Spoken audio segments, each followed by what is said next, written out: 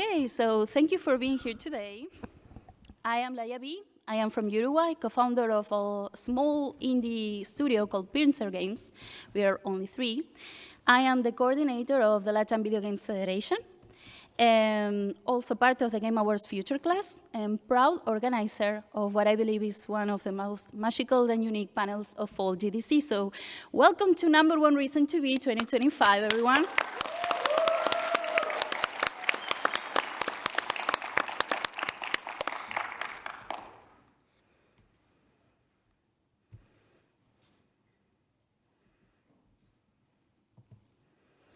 So, let's go back.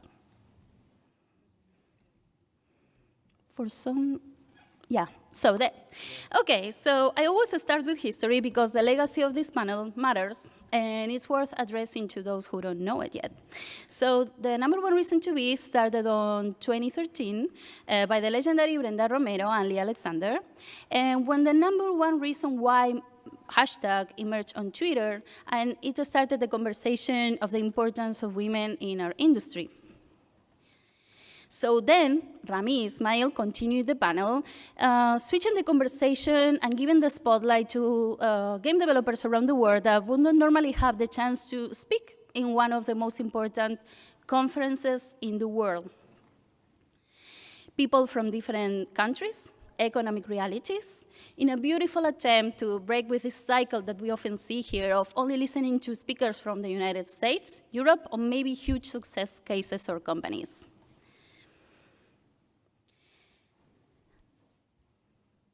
Now, I continue with the format organizer's torch with combining both visions, bringing you together women from all over the world and underrepresented sectors. So this is a space to open our minds to different realities and ways of perceiving what it's like for many devs around the world. This panel is not just about them having this space. For many of them, it is the first time in this country. For many of them, it's the first time speaking at GDC, or even though they live here. And in just a minute, you will find that something very unique and magical happened when you bring together the underdog women and let them speak freely.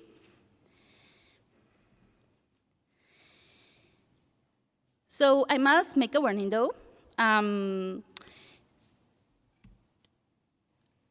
This panel is about women speaking about the realities and the truth. For many women, is uncomfortable to hear, especially on the face of what the world is like today. So unfortunately, the world has gotten worse for women since the panel started in 2013. And for this reason, this panel is worth defending and is relevant even today after so many years. This panel is the conclusion of 1 year of work.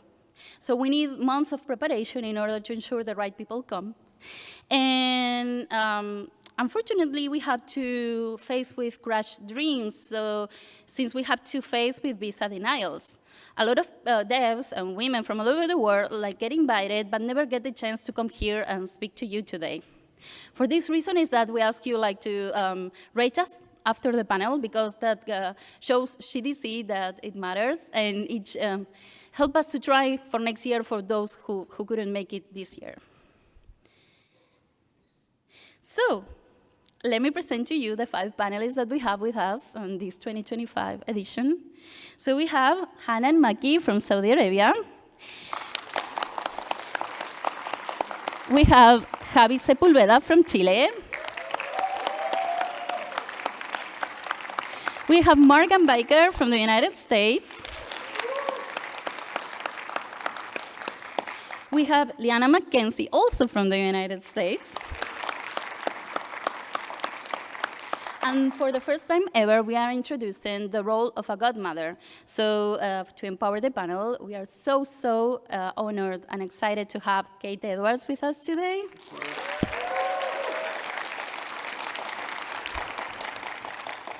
So please keep an open mind, open hearts, and enjoy listening to their number one reason to be in this industry. So let's start with Hanan. All yours. Thank you, Liana. Thank you very much. My name is Hanan Maki. I have a PhD in serious games, which is I'm a developer researcher, and I work with studios like startups in Saudi Arabia. And I love to conduct a research that combined with gaming, because there is really gap in the field. So today I will talk about a life-changing perspective on games. Have you ever played a game that changed the way you think? For myself, I'm going to start a game as a status like you. We play games since we were like child. We know games is for entertainment. And I never thought that games will shape my career in research, education, and development in general, and perspective of learning. It's like game nowadays. It's not just about entertainment. So I saw games as a fun or something to detach from reality. And this is one of the games when I started playing it. I was so young. Were playing it with my brothers, my peers. I was really bad at playing, but he was the one who was playing the game and cheering him. And that was the first exposure of the game. Yeah, I look so young, but I'm not young that much. So that was like when I started game, it's just playing. Even when we're traveling abroad for vacation, we're like all the time we have our console with us. But for today's journey, I wanted to show you a bit earlier, before even I play video games. When I started with Arabic calligraphy, and it was really great exposure for me with my father. Because back then was like we not rely on PCs. We were like, you rely on your beautiful handwriting. And this is when I get a sense of art and design and so on. That even before I started school. It was like obligation. I needed to have beautiful handwriting. Then later on, I was like, before I started high school, I was a bit rebellion. I wanted to go to normal schools, and I wanted to go something related to art and design. And that was a bit devastating for my mom, because both of them are well educated, and they were like, what are you going to do? I was like, anything else related to art and design, something with crafting and so on. So this is one day actually we discovered there is a high school, it's for like vocational high school. You kind of specialize whether in fashion design or in cooking and so on. So this is why another thing from early stage, or milestone, I would say, I understand about problem solving, how to find solutions, and so on, through the fashion design. Then I study Islamic art in my bachelor degree, which was, if you wanted to study art back then, you can find it more in college, not in university. And that was time for me. No, I'm not going to be lower than my parents who got, their degrees from university. So I did in Islamic art, and then actually it's heavily influenced my games later on, because that's what I care, how I can export my heritage and culture, not in the form of religion, it's more in form of culture.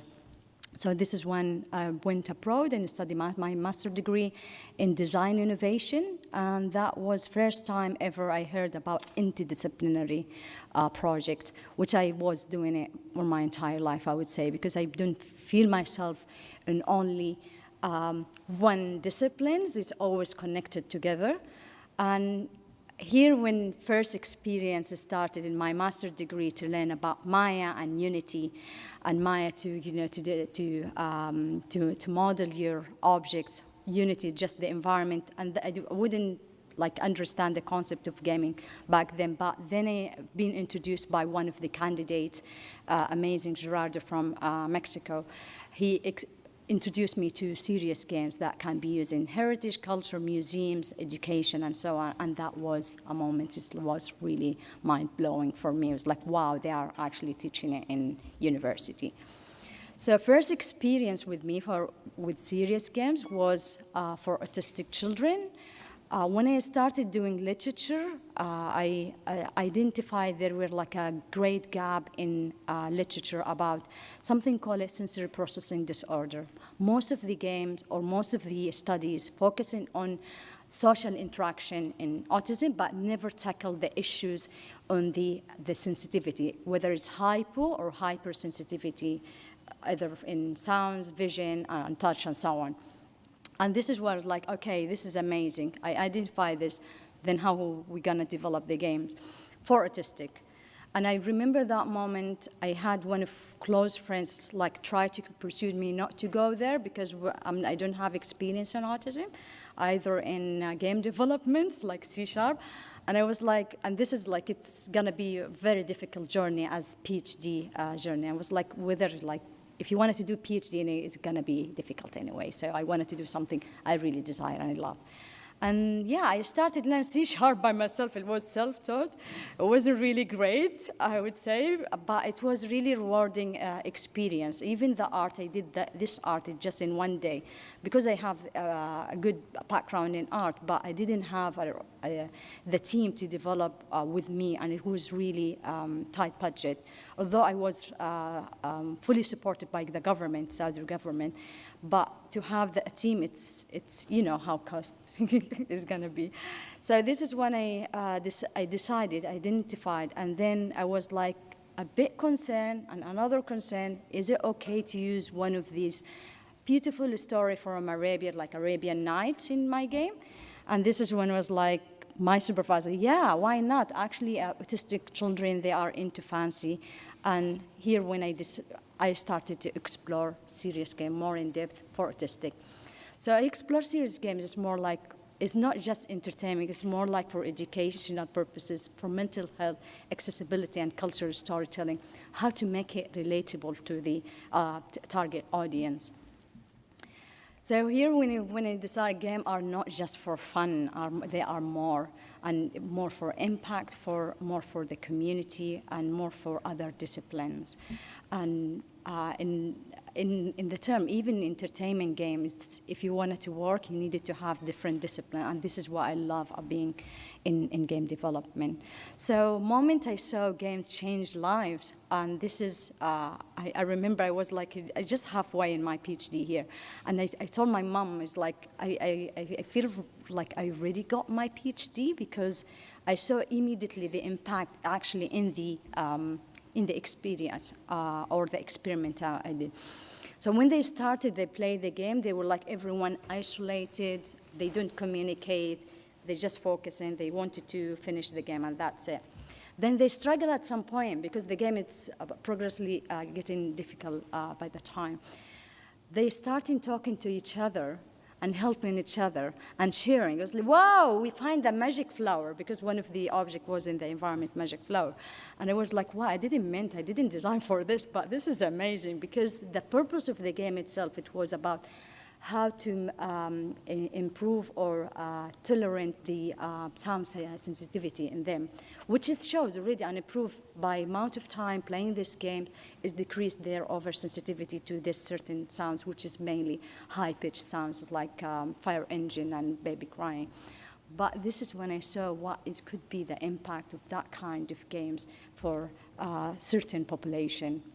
So why serious games work? Definitely, is that what I learned from my PhD, engagement, which wasn't really meant back then. Safe to fail as well, because you have control environment, you have things that you can fail as much as you can, you don't feel judged by people.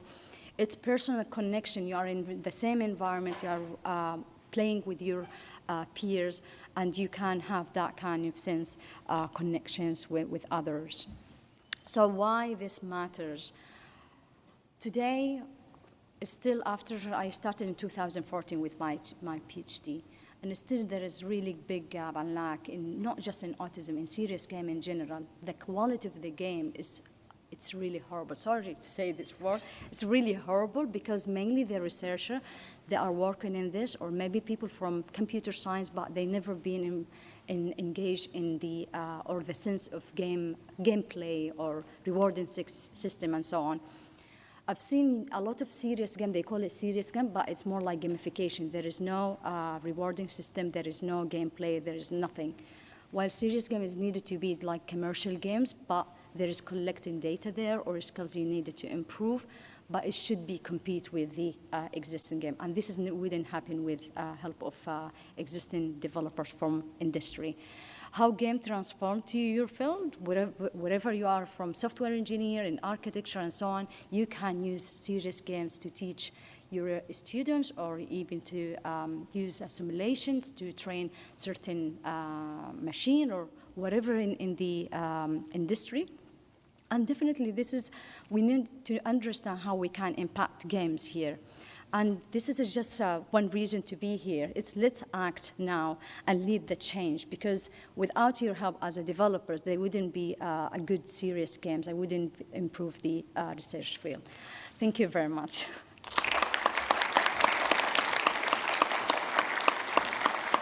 So I will leave now to the next speaker. Thank you.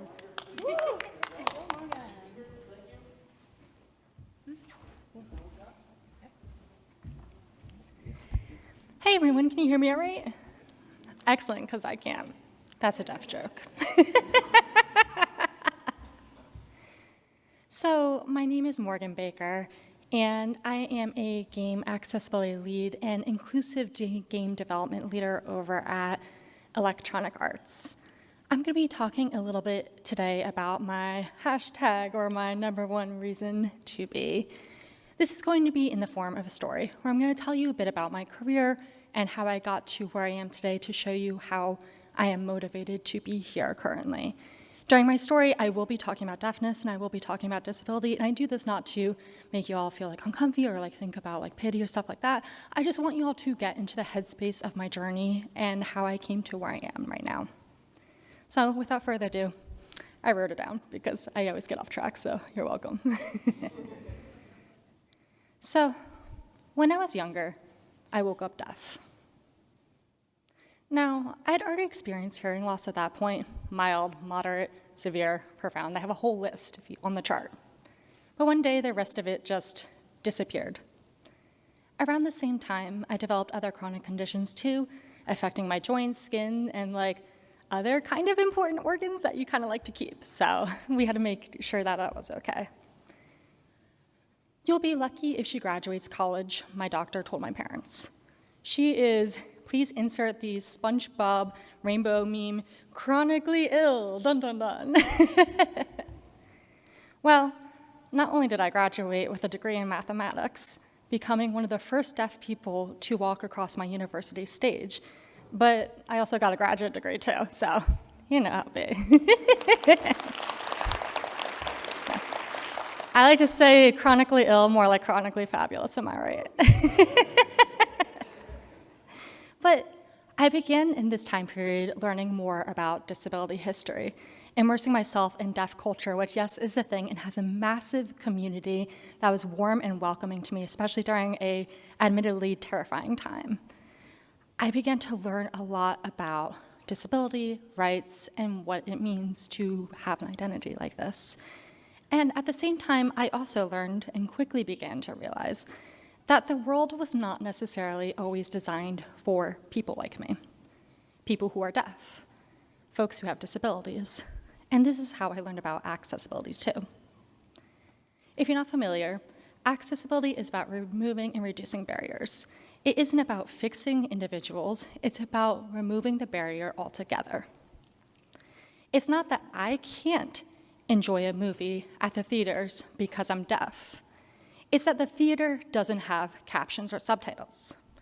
It's not that I can't book an appointment with my doctor on the phone because I'm deaf. It's that they don't offer online scheduling. This issue doesn't have to be fixed to me. We have a whole system problem happening right now. And this mindset, I don't know about y'all, if this is the first time you're hearing about it, it blew my young Morgan mind. So often we fix disability to the individual, but inaccessibility oftentimes is more about a product, social, and an environmental issue. It's not a you problem. It's not a me problem. It's like an everything problem. It's not working. And so this realization at this time period extended to games too. Huge gamers started with the Sega Genesis, and I was constantly thinking about this. But I realized it wasn't that games, or rather, it wasn't that I sucked at games. Sometimes games just kind of sucked for me. And, well, although sometimes I'm not that good. Don't ask me about my Marvel Rivals ranking right now, okay? Like, we're gonna ignore that. So what did I do with this newfound revelation? Well, absolutely nothing at the time, because accessibility was, and in most places still is, a grassroots thing. It never occurred to me I could make a career in game dev out of this. And so what did I do when I graduated school? Well, I did what most millennials do. I frantically applied to like a bazillion jobs so I could make my rent at the end of the month.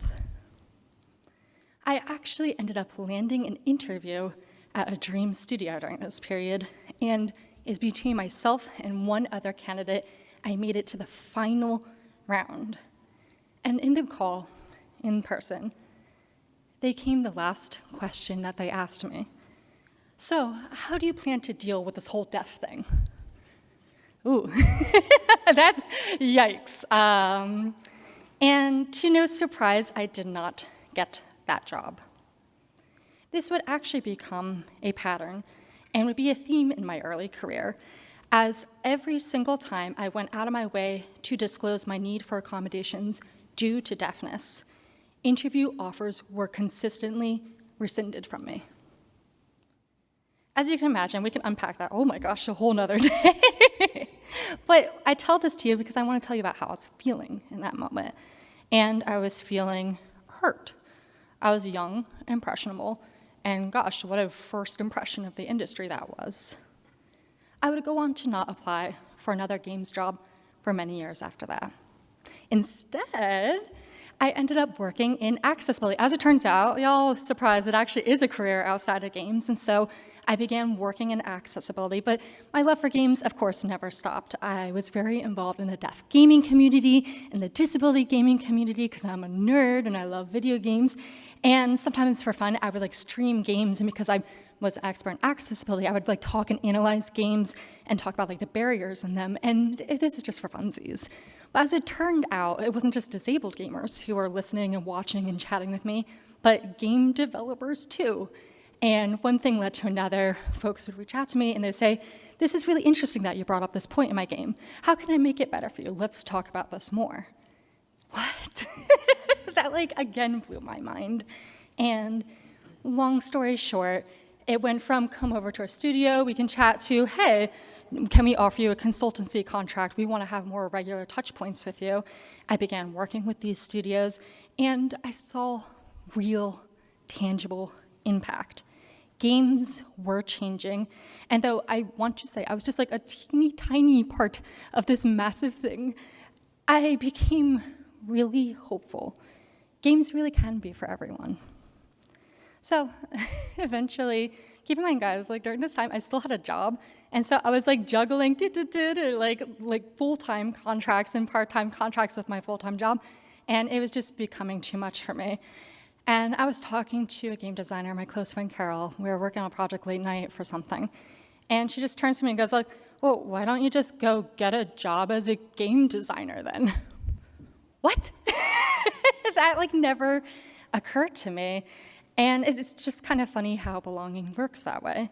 And so I went for it and I got a game design job, which actually one of the coolest projects I worked on was Harmonium. I don't know if any of y'all are familiar with it, but it's a game that involves deaf culture, sign language, and exploring deafhood from like the lens of a young girl who is deaf. And so I was able to like take like my own experiences and take my love for accessibility and game design and really hone in there. Eventually, years pass, and now I am a game accessibility lead for electronic arts. I do want to say though that the advocacy, it never stops. Securing ASL interpreters at conferences took years, and many still don't offer them. I have 2 today, though. They can wave and thank you in advance for interpreting for me. I also want to point out that oftentimes I still have to ask for transcripts on calls, and a majority of dev resources out there don't even have subtitles. Imagine having to disclose your disability multiple times a week just to do the basic parts of your job.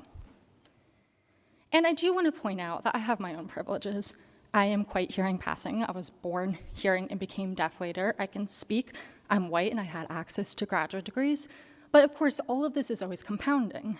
I'm a woman in a, let's be honest, male-dominated culture, and I'm part of deaf culture and the deaf community, a culture built on shared language, tradition, and values that most of you may not even heard about today, but you should look it up. It's really cool. And I experienced what we often call in disability studies, deaf rage, which I often joke sometimes single-handedly gets me out of bed in the morning to do this work. Someone's got to do it, pass me the controller. But change is happening. Last week, a Respawn director asked, Morgan, would you prefer if we switched to Google Meet? I recall you mentioning that that was better for you. The captions are more accurate. So that's really cool. I didn't even have to ask or say anything. It gets better. So my one reason to be, my number one reason, is I do this for my community, so that no more young Morgans are asked, how do you plan to deal with that whole deaf thing? So disabled people never have to wonder if they belong in this industry, because they are worthy and they deserve to be here. We deserve to be here. And I do this to normalize disability, to make advocacy easier for those who come after me, to ensure that games truly are for everyone and this industry is truly for everyone. And I'm not alone. I'm surrounded by loving folks in a determined disabled gaming community. And though, again, I'm just a teeny tiny piece, it's an honor to be an advocate in this space. So that's my one reason to be. Thanks, everyone.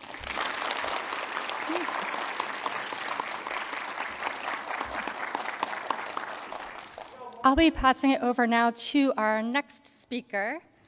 Ha, there you go.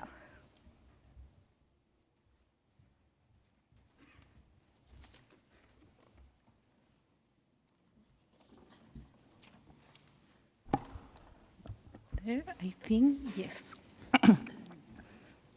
Hi, my name is Javi. My pronouns are she, her. I am based in Germany. I'm Chilean. I am migrant, Latina, bisexual, autistic, ADHD. I have been working in the quality assurance field since 2016. I currently work at Colibri Games.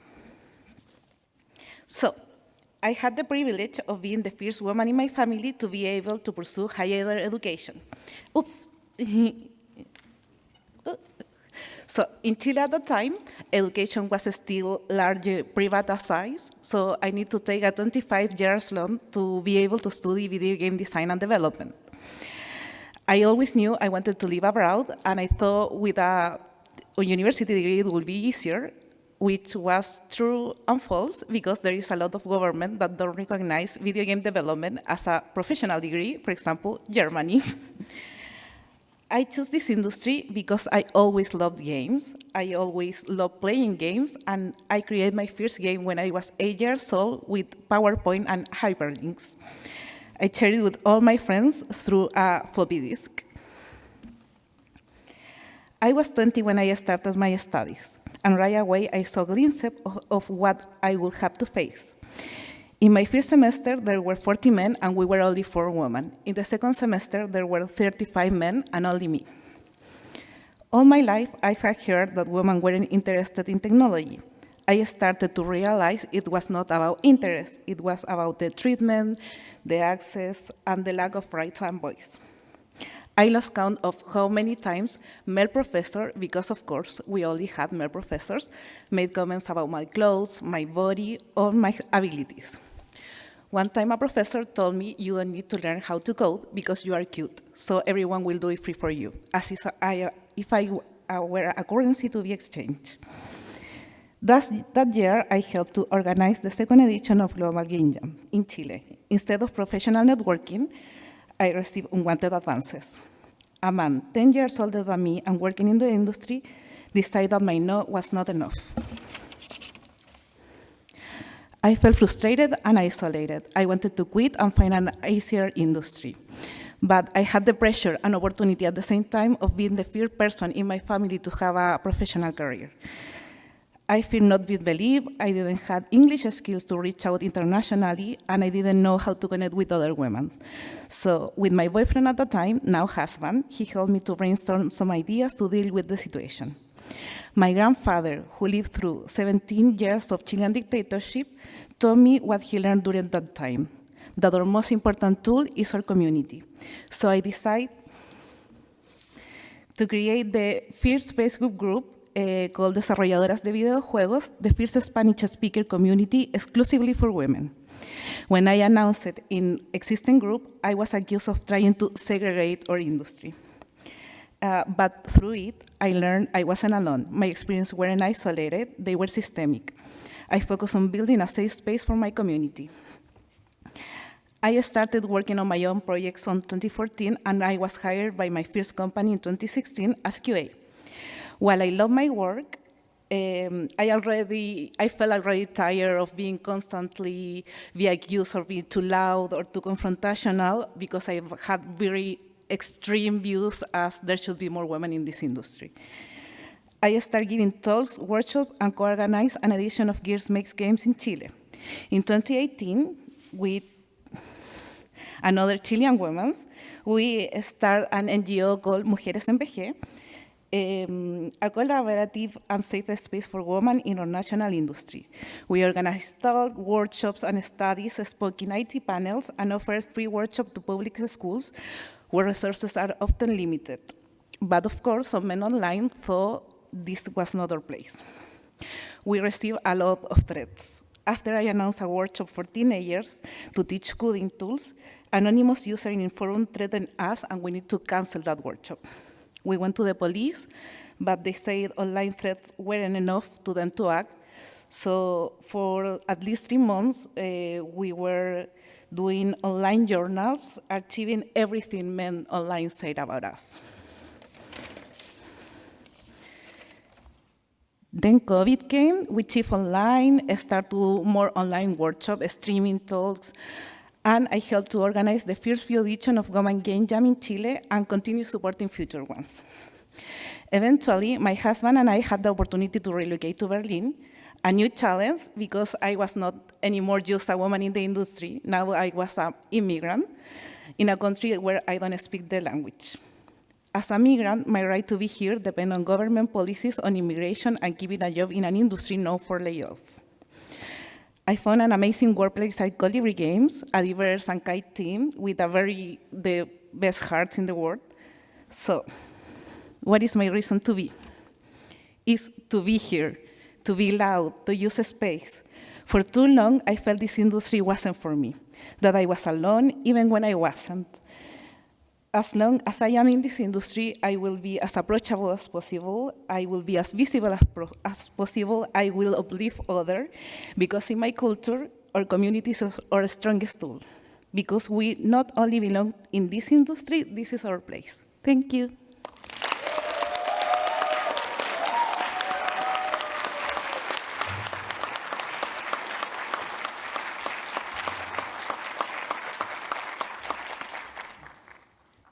Give me a second, I get my speech up. My phone, of course, never cooperates with me. Hello, my name is Liana McKenzie. I am one of the hosts of the Asians Represent podcast. We are a podcast where we discuss Asian representation in games, often tabletop, but expanding to other media, of course. And I'm also the owner of Valorous Games, where I publish the tabletop role-playing game I co-created.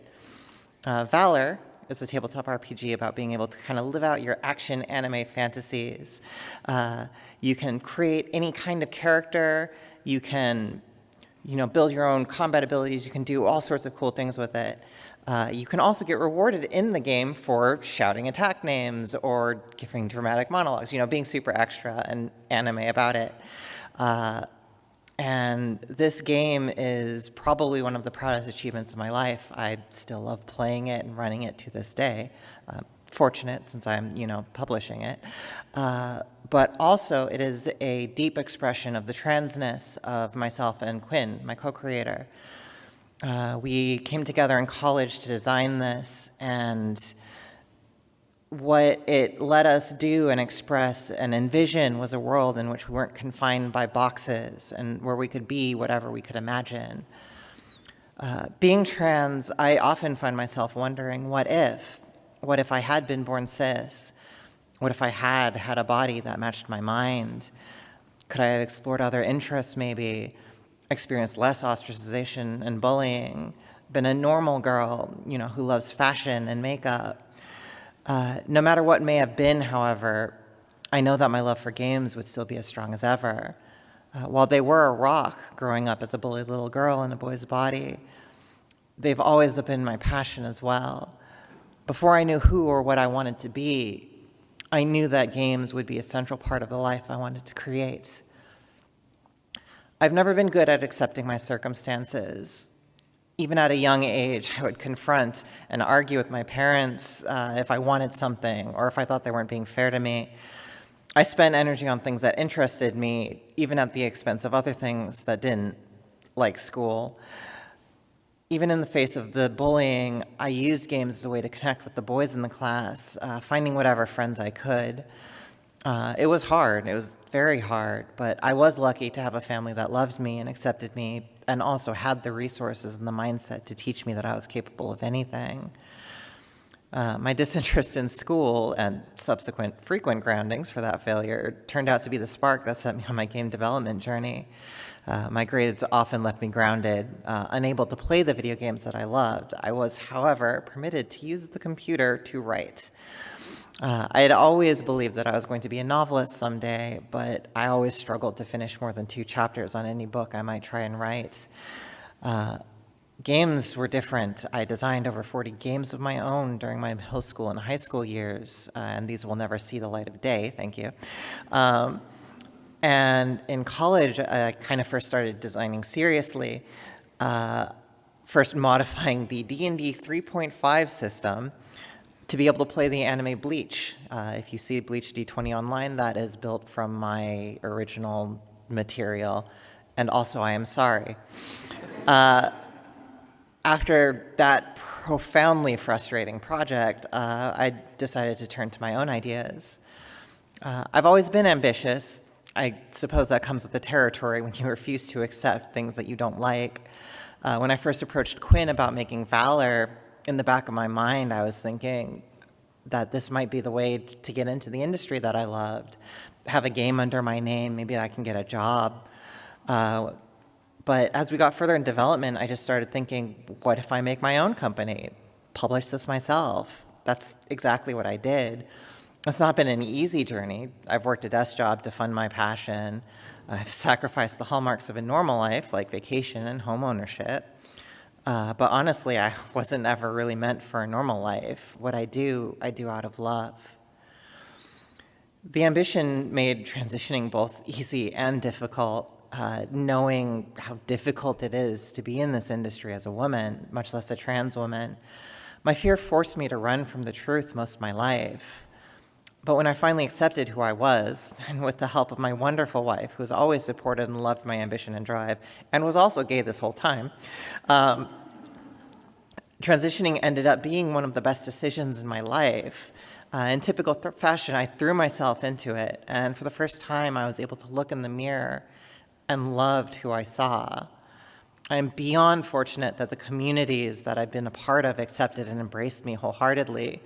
The fans of Valor, new and old, came together to fund the first reprint, correcting the names on the book to properly reflect the truth of the creators.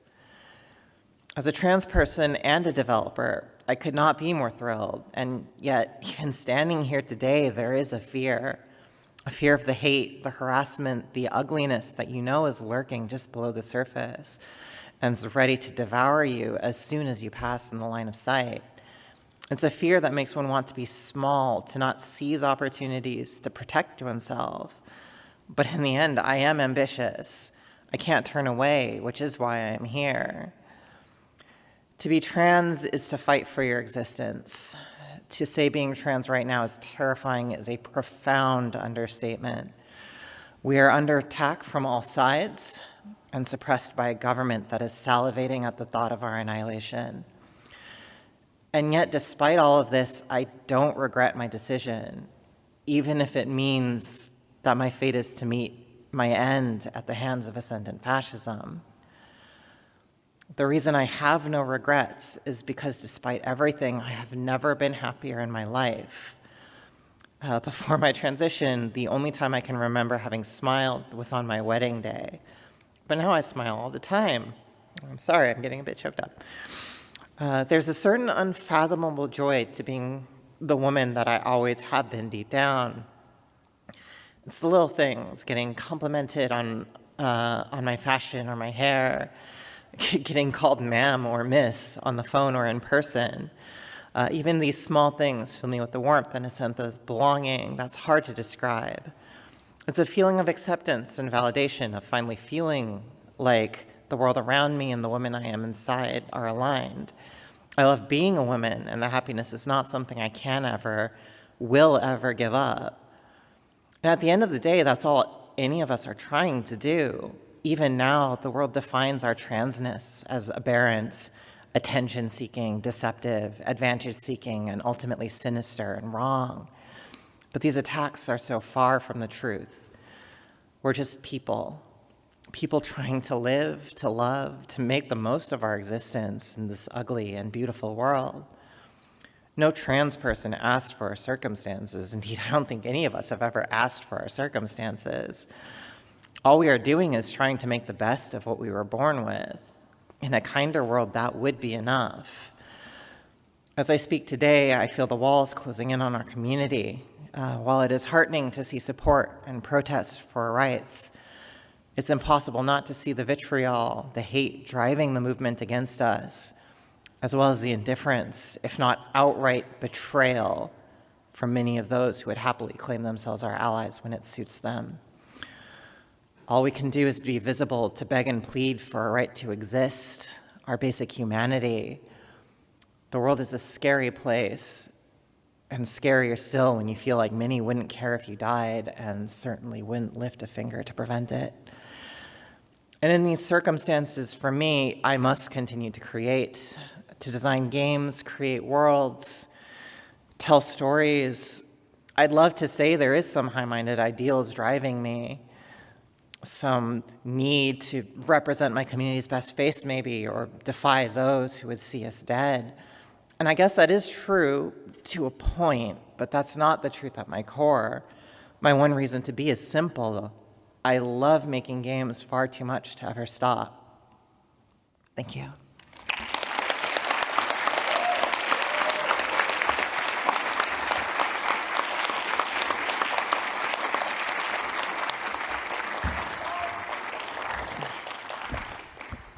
Hi, my name is Kate Edwards, and I've been around this industry a long time. And before I get started on my one reason to be, I just want to say what an incredible privilege it is for me to be the mentor of this panel. I'm on the GDC Advisory Board, and part of my job is to make sure that this panel exists and to make sure that it is supported and to help people get visas if they need visas to get into this country. I won't go into that right now, but it's just an incredible privilege. So thank you, Laya. Thank you, all of you, for having me on this panel. I feel like I don't belong here because I'm here to support you. But I was asked to be here as the godmother, which I like that title. I need like a fairy godmother dress or something, or a wand, but I don't have that. Anyway, I've been around this industry a really long time.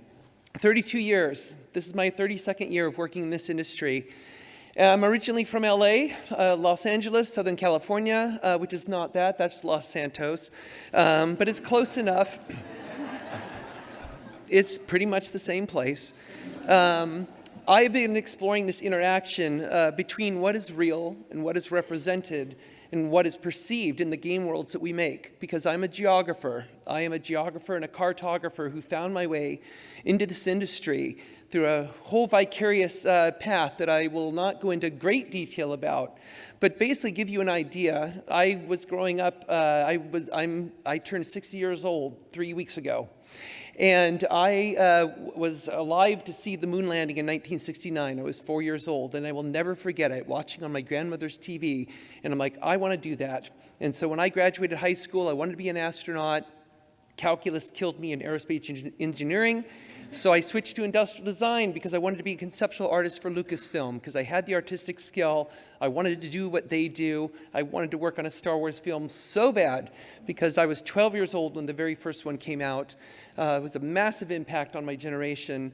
And so I did industrial design, picked up the skills, but then I just got disenfranchised with the program and decided to switch to geography. Because I've always loved culture, I've always loved travel, I love maps, I could take my skills, use them for cartography. My parents were school teachers, so every summer they were off work, and so they put us, my brother and I, in a car, and we road tripped everywhere. Canada, Mexico, all across the United States. I was in Washington, D.C. on July 4th, 1976 for the bicentennial. It was just magical experiences that kind of awakened in me a desire to discover. And the love of other cultures, and the love of meeting people, and the respect you build by meeting other people. And so I basically switched my major. I graduated in geography. I got my master's degree about VR, and using VR for cartography in 1991, when VR hardly even worked. And then suddenly I found myself at Microsoft a year later. They needed a cartographer to work on Encarta Encyclopedia. And so that's what drew me into Microsoft. I made all the maps for the original Encarta, which is a precursor to Wikipedia, for those of you who don't know Encarta. And one thing led to another. My job grew, it expanded. Eventually they needed me to do other work, like help them with all the mapping sensitivities, because they were doing a big push into mapping products at Microsoft. And so they said, here, write your job description and we'll hire you into that role. So I called myself geopolitical strategist. I was Microsoft's first geopolitical strategist and was working on these products. And then a few years later, we had a problem in one of the mapping products, got us in big trouble in a country.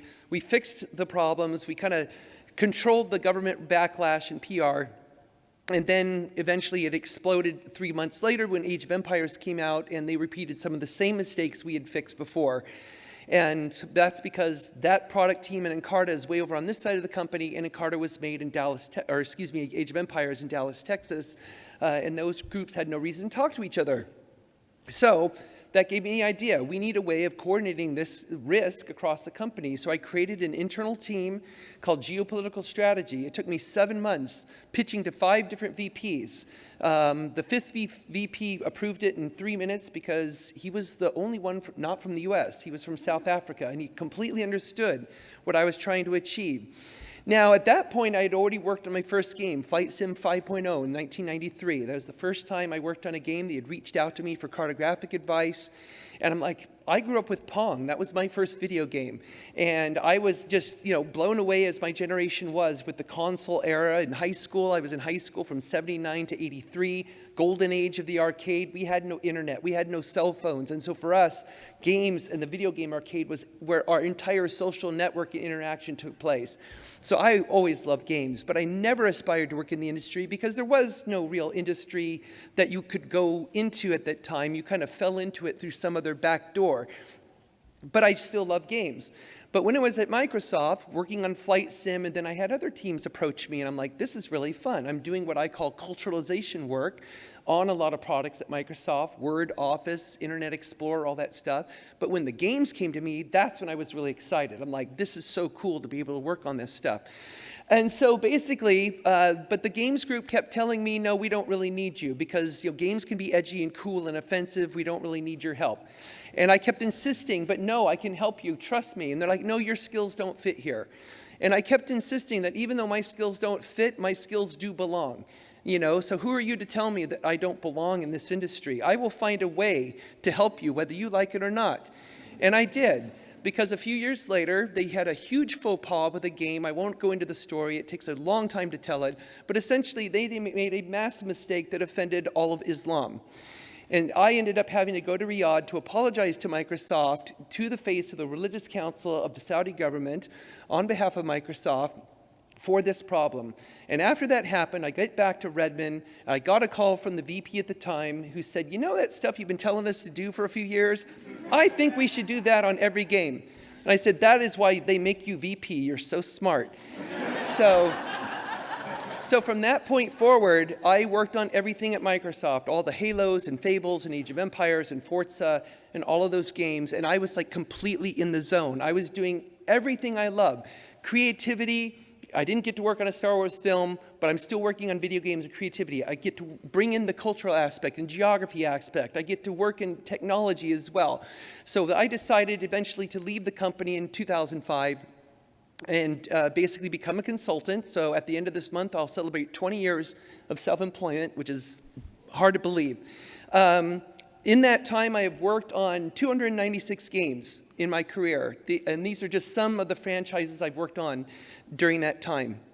Now, about 10, 15 years ago, though, despite my success at Microsoft, despite the fact that I said I can be self-employed, I'm going to do this work, I had a real crisis where I was completely nervous. Every single time I sent a client a response to some issue that they sent me, I knew that this was the moment where they were going to uncover the fact that I didn't know jack shit about what I was talking about. But the Matrix saved me, and I'll explain how it saved me. So I hope you've seen The Matrix. There's only one film, by the way, 1999. So I love movie scores. That's pretty much the majority of what I listen to. So I went to a concert in Seattle, where I'm based. The Seattle Symphony did, where they have a concert showing the film, where they play the live orchestra to the score. Don Davis, who composed the Matrix score, was there to conduct his own music, so I'm like geeking out completely. So I'm sitting there with a friend of mine in the Symphony Hall, watching the movie above the stage, and then I'm at a crisis point. There's at a point in my career where I'm just like, why do I get so worked up when I hit send on that email and I send it to a client? And I know that they're going to call me out and say, no, you're totally wrong. Even though the evidence showed, even at that point, nobody had ever said I was wrong. Nobody ever said, oh, you made a big mistake. But I still felt that this was the moment it had to happen. And yes, I'm talking to some degree about imposter syndrome. But what happened is I'm sitting there watching this film. I get to the part in the film where the main mentor, Morpheus, tells Neo, the protagonist, he says, don't think you are, know you are. And when he says that, and I'm sitting there in the Symphony Hall, I just start bawling because I realize that was my problem. It's like, I know that people keep saying you're an expert. I know that they keep saying, yeah, thanks so much for your help. But I did not internalize that at all. I didn't realize that I actually knew what I was talking about. And I was not willing to listen to other people around me who kept validating that over and over and over again. In every interaction I had with them, they're like, thank you so much for your help. You saved us from this big problem. But I'm like, yeah, it wasn't me. It's just an accident, So it really kind of changed things significantly for me. There was a real internal change when I finally realized that this was part of my problem, that I was not knowing the essence of who I am and what I could do in the game industry. So I realized that disbelief in my own skills doesn't make them disappear to the people around you, including your parents, who are always, yes, you know everything. So I had to realize that you have to know the reality of what others perceive in you, even if you struggle to think if you have those skills or not. And that means trusting the people around you and trusting the validation that you are getting and being open to the communication you're getting from people around you. So once this happened to me, and this was happening at a big period in my life, I recently left Microsoft. I had turned 40. My daughter left home for college, my only child. So a lot of life changes were going on. I was struggling with self-employment. I go through this period, and I was struggling with divorce through that period. Plus, 2 of my long-term pets had just passed away at the same time. So there was a lot of things going on. But I had this realization in that very moment where there was such a crossroads of issues going on from my personal life. And when this happened, and when I kind of embraced this realization, something totally snapped in me. And so what happened is that I became what a lot of my friends said, you seem fierce now. You seem unleashed. It's like, what happened to you? And I said, it's because I don't give a shit anymore about what people think about me.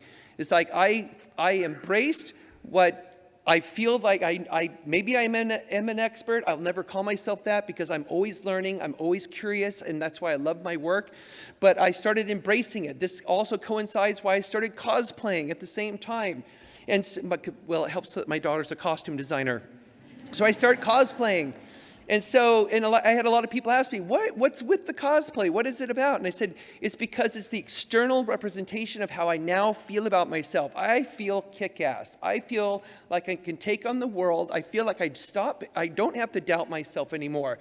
And so this led me to a complete shift in my focus. While I still love the culturalization work I do, and I do it to this day, this told me that I need to do more for the people around me. At this point, I'd been working in games for about probably 15 years or so, around that. And I work with some of the most amazing people on earth. I love game developers. I love working with these people. And the fact that they accepted me as a geographer, someone who really doesn't have a skill set that is off the shelf for this industry, but they embraced me. And even the last day I was at Microsoft, March 31st, 2005, one of the people that I really had a great rapport with in the game division at Microsoft told me as we were parting our ways, said, you know the reason we listen to you? Because we always knew that you were one of us. We know that you love games, just like we do. And that was enough for us to trust your judgment on what we were doing. So I now had this fierceness. I had this feeling of power. What do I do now? So that's when I decided to embrace a more advocacy side of my career in this industry. That's when I was approached to run the International Game Developers Association. I was the interim executive director of Take This. I'm still on the board. I ran the Global Game Jam for 3 years. I'm still on the board.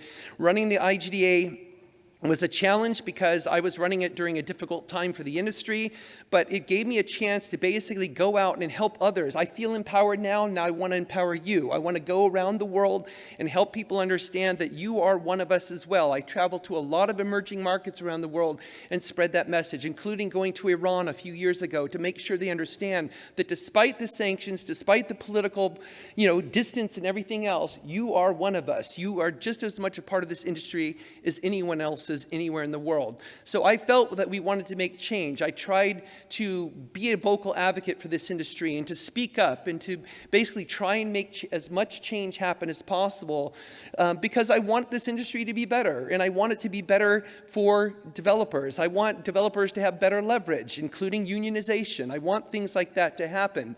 But it was not easy because when I was running the IGDA, this was when Gamergate happened. And so because of Gamergate, I became one of their primary targets, and I dealt with death threats and harassment from them for over 2 years straight. Because why? Because I spoke out against them. Because I decided that their message was wrong and that we need to speak out against it. And I was willing to be that target, and I quickly learned that once you have 100 arrows in your back, you don't feel the rest, so you just keep on going. Because my personality is such that if you push me, I will push back harder, and I will push back harder, and what I had to do in order to cope with all of that mess at the time was leveraging my skills as a social scientist and using myself as the subject matter of study to understand their culture. And I actually developed a certain level of empathy for people on that side because they have their own culture in this echo chamber that was really unfortunate. And we're seeing that, of course, today in all kinds of circles. But I felt that by using myself as a subject of study, I was able to actually understand who they are and try and develop the slightest amount of empathy because whatever they're saying about me, whatever they're doing, they are still human beings. And they still deserve respect, which has been my mission all along, is that we have to respect the people who play our games and who we interact with. And really what I was being driven by at this time was this notion that evil triumphs when good people do nothing. And I made a conscious decision that that is not going to be me. I'm not going to sit back and wait for someone to fall or wait for something to happen and just say, this is not my problem. It is my problem. It's all of our problem. You know, because imagine if all of us stood up and did something if somebody fell or if somebody needed help, you know, and especially in these times. So that's why I embraced public speaking, because I am an introvert. I am faking extroversion right before you right now. I am being defiant of my introversion right now. I'm being defiant of the people who said I don't belong in the industry because of my skill set or because of my gender or because of other issues. And so when I was young, there was no way in hell I would ever be on a stage like this. And now I do this very frequently. Last year alone, you take all the combined time I was on stage was 3.5 days of speaking around the world. So what I encourage you to do is think about embracing your adversity. I had to go through my own period of adversity, as we all do. We're all dealing with things every single day, whether it's personal or work or anything. Your adversity really is your crucible. It's your forge. If you follow Joseph Campbell, it's what he calls in the hero's journey, your supreme ordeal, where you start out as a normal person, you go through the supreme ordeal, and you come out with superpowers. Because that's what you have. Every single one of us has superpowers, and it is our level of defiance. That embracing the superpowers is defiance against the stereotype of what it might be stopping you, defiance about people telling you no, that you don't belong here, that you can't do what you want to do. You can do what you want to do. I'm a living example of that. I am a living anomaly of defiance, not only just professionally, but also physically. I'm 191 centimeters tall, woman, 6'3", left-handed, et cetera, et cetera. So this industry in the world really needs you now more than ever to embrace those superpowers, truly. And so what is my one reason to be? Well, my one reason to be used to be to basically help people in this industry respect other cultures and to embrace the fact that they are not like you. But at this point, my reason to be is not me. My one reason to be, to do what I do, is you. So thank you.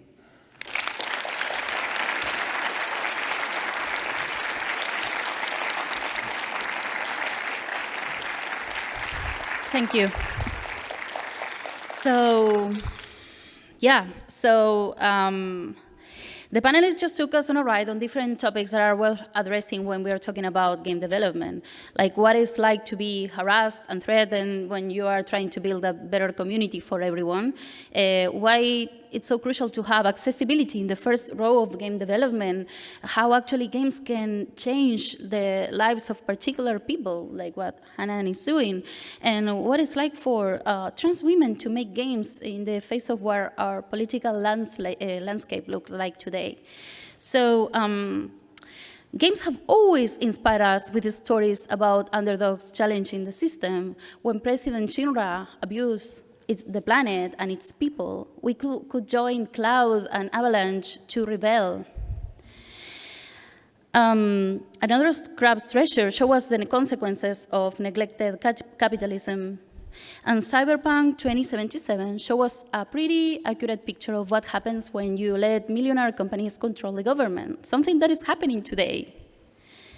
But at least in games, evil corporations have the decency to serve as fashion. So points for video games. Games have always had the power to transform the way we think and give us the agency to rebel against the system. So these women are here rebelling the system in their own personal way. Developers have the power to change lives and inspire a better future. So, since we are here today, I want to ask each one of you, what is your #1 reason to be in this industry? Thank you so much.